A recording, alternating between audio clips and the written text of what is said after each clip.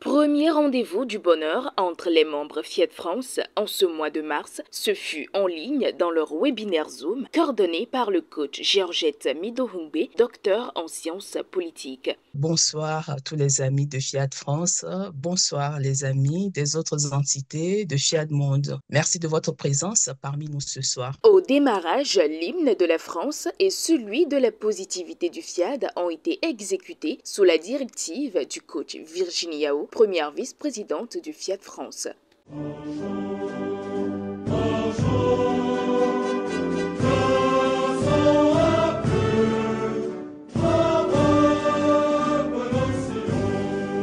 Je m'engage Je m'engage à être si fort à être si fort que rien ne peut perturber ma paix intérieure. I commit myself to be so strong Afin d'installer convenablement les participants, le coach Anding Florence, inspecteur de police à la retraite, a pris la parole. Je vous salue avec amour, respect et considération.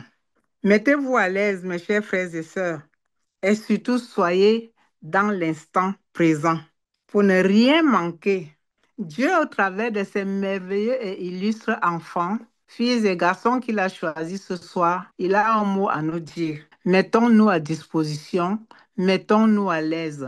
Je vous remercie. La charmante coach Chinwe Fina Udekwe, couturière modéliste, a ensuite été choisie pour exprimer son amour envers le Fiat. Suivant dans cet extrait. Oui, j'aime le Fiat parce que c'est faire partie véritablement d'une famille, une famille particulière qui met Dieu au cœur de tout, une famille qui travaille activement, quotidiennement. Et vraiment, voilà la raison pour laquelle j'aime le Fiat. Ensuite, porté effectivement par les vibrations positives de la famille Fiat, je prends de plus en plus conscience de ma valeur. Je m'aime davantage et j'aime davantage. Pour délivrer l'exhortation de la soirée, l'honneur fut donné au coach Martine Webley, assistante maternelle. Je suis rentrée au coaching par le biais de ma grand-sœur. Mais avant ça, elle m'a tellement parlé du coaching. J'ai dit, moi, je vais aller au sommet. Elle n'est jamais partie. Mais c'est pas grave, moi, je vais y aller.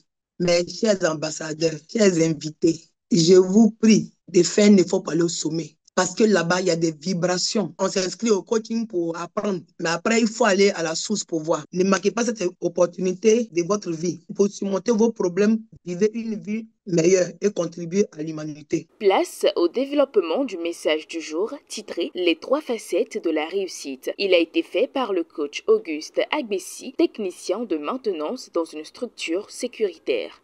La réussite, c'est quand on progresse tous les jours vers le toujours mieux. Il existe vraiment des facettes de la réussite, à savoir le langage de la réussite, l'environnement et l'attitude de la réussite.